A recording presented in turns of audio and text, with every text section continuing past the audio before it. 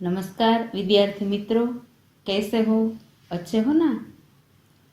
हमने 2 निबंध लिख लिए। निबंध अपनी पक्की कॉपी में पीछे की ओर से लिखने शुरू किए होंगे, दोनों लिख लिए होंगे। अब हम भाषा सज्जता का पुनरावर्तन करते हैं। तो हमने भाषा सज्जता में संज्ञा सीखा है, उसका पुनरावर्तन करते हैं। आपने भाषा सज्जता लिख ली होगी। भाषा सज्जता इकाई 3 के इकाई में लिखी है, उसमें से आपने लिखी है।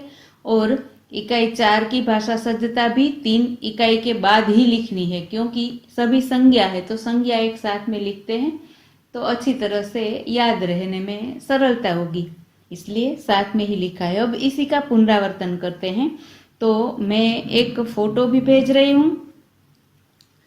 उस फोटो में मैंने सभी संज्ञा को एक साथ में लिखा है, एक ही पन्ने में लिख दी है। आपको अगर देखना है तो आप देख सकते हैं, उसको लिखना है तो आप लिख भी सकते हैं, सब एक साथ में है। एक पन्ने पर लिखकर उसको फाइल करके रख देना कसौटी के साथ तो भी चलेगा। संज्ञा का पुनरावर्तन करते हैं।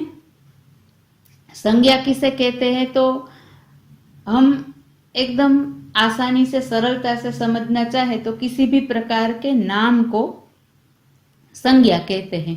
किसी व्यक्ति, पशु, पक्षी, वस्तु, स्थान, गुण, भाव या अवस्था के नाम को संज्ञा कहते हैं।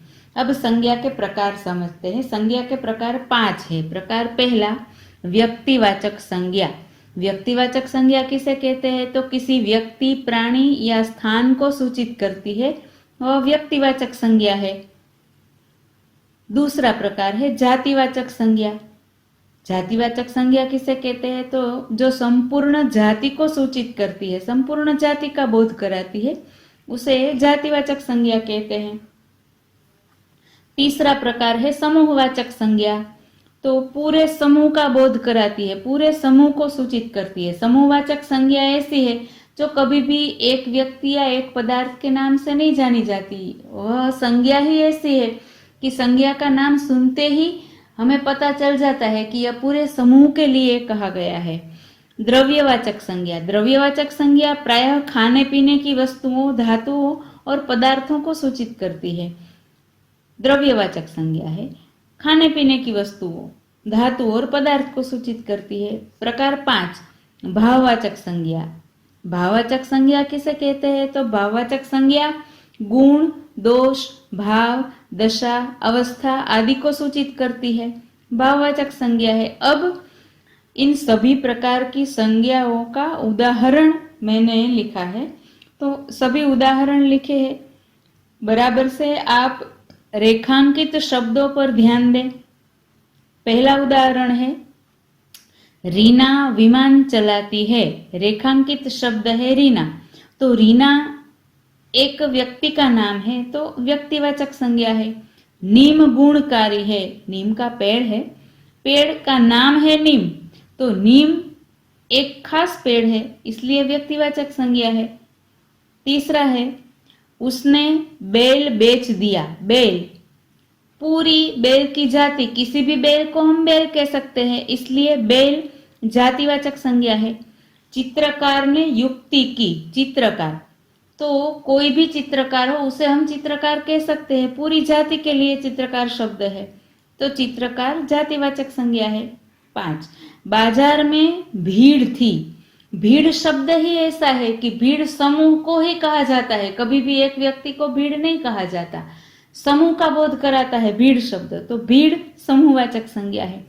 सेना आ रही है। सेना, कभी एक सैनिक को हम सेना नहीं कहते, पूरे सैनिक का समूह होता है तभी सेना कहा जाता है, इसलिए सेना समूहवाचक संज्ञा है।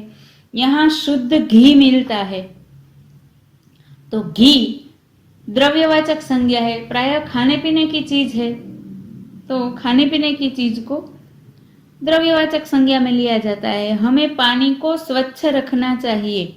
पानी द्रव्यवाचक संज्ञा, पीने की चीज है। हमें अहिंसा के पथ पर चलना चाहिए। अहिंसा, अहिंसा गुण है, तो गुण है वह भाववाचक संज्ञा है।